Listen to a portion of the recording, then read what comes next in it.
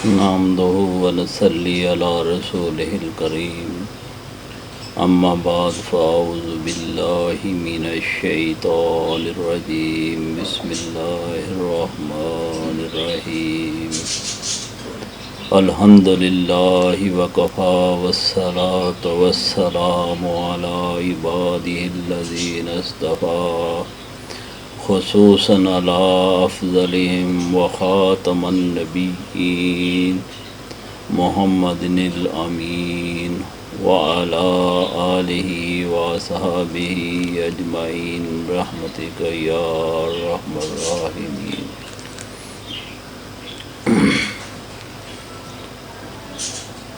رب اشرح لي صدري يسر لي امري واحلل عقدة من لساني يفقهوا قولي. حضرات اکرامی، آج ہمارا 26واں پارہ ہے. موضوع بحث ہمارا 26واں پارہ ہے. اللہ کے فضل و کرم سے ہم 25 پارے جو ہیں وہ مکمل کر چکے ہیں. آج ہم 26ویں پارے کے اوپر بات کریں گے. ناظرین اکرام، اس سورہ مبارکہ اس پارہ میں کل 6 حصے ہیں. نمبر 1 سورۃ احقاف مکمل ہو گئی ہے.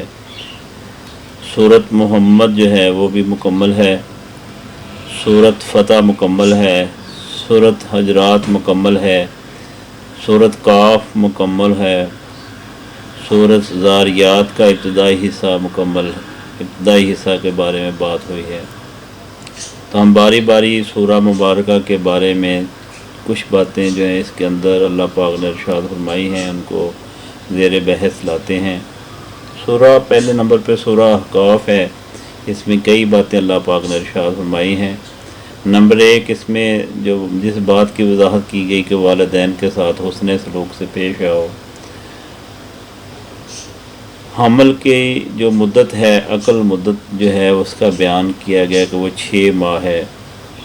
قوم عاد کی شرارتوں اور ان پر آنے والے عذاب کا تذکرہ ہے کہ ان پر ایسی ہوا چلی کہ اس نے سب کو تہ و بالا کر دیا. آخری بات اس سورہ مبارکہ کے اندر اللہ تعالیٰ ارشاد فرماتے ہیں کہ جنوں کے ایمان لانے کے بارے میں اور اپنی قوم میں داعی کے حیثیت کام کرنے کا بیان ہے. اس کے بعد سورہ محمد شروع ہوتی ہے صلی اللہ علیہ وآلہ وسلم. تو اس سورہ مبارکہ میں جو پہلی بات بیان کی گئی وہ جنت کی مثال بیان کی گئی ہے کہ اس میں ایک ایسی نہر ہے جس کا گدلا پانی نہیں ہوتا، دودھ کی نہر جس کا رنگ نہیں بدلتا، شراب کی نہر، خالص شہد کی نہر، ہر قسم کے پہل وغیرہ. نمبر 2 آدمی جب مال پا جاتا ہے یا سرداری یا منصب کا مالک ہو جاتا ہے تو رشتہ کو نہیں نبھاتا. نمبر 3 اللہ اور اس کے رسول صلی اللہ علیہ وسلم کی مخالفت اعمال کی بربادی کا ذریعہ ہے. تو نبی پاک صلی اللہ علیہ وسلم کی محبت جو ہے وہ جزو ایمان جو بلکہ اس کے بغیر ایمان مکمل ہی نہیں ہوتا، اس کے بارے میں وضاحت کی گئی ہے.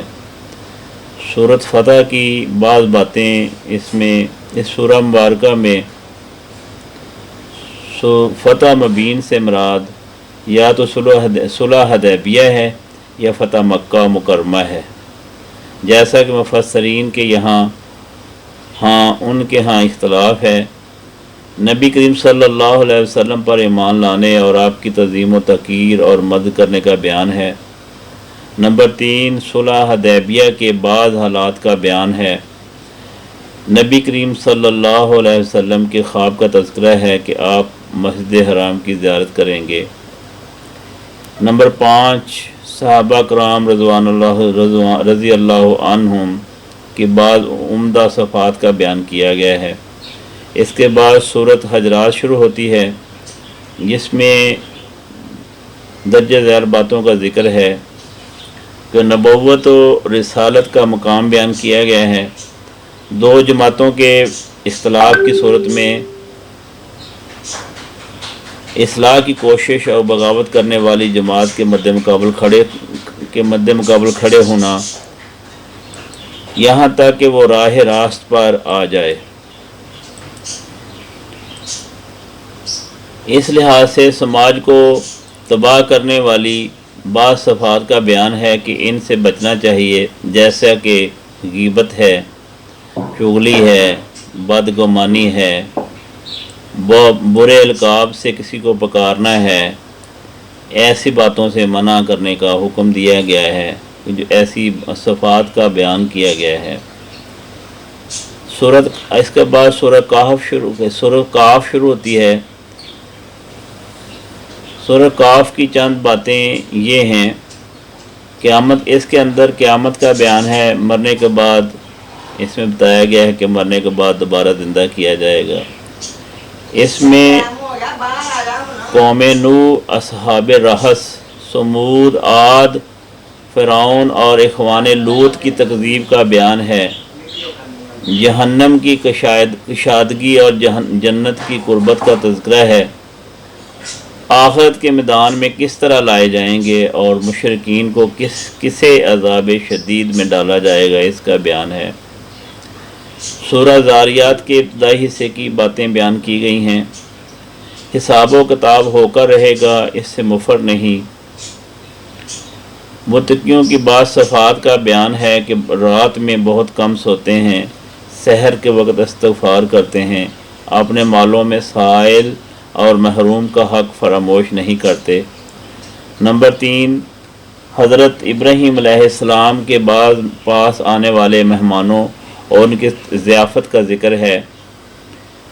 تو ناظرین اکرام، آج ہمارا 26واں پارہ بھی مکمل ہوا۔ اللہ تعالی ہمیں اس کو سمجھ کر اس پر عمل کرنے کی توفیق عطا فرمائے۔